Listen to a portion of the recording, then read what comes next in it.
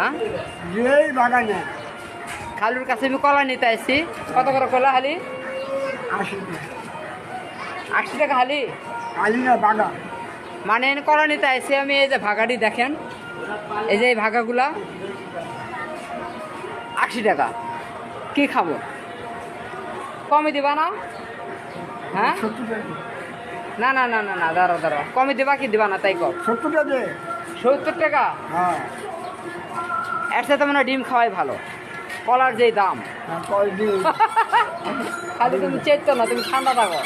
তুমি চেতে গেলে সমস্যা আছে বুঝছি। এই যে কলাগুলো দেখেন, এই যে কলাগুলো ভাগা দেওয়া, এগুলি 80 টাকা। এই যে 80 টাকা করে, 80 টাকা করে এগুলো 80 টাকা, এগুলো হলো 80 টাকা করে, ঠিক আছে?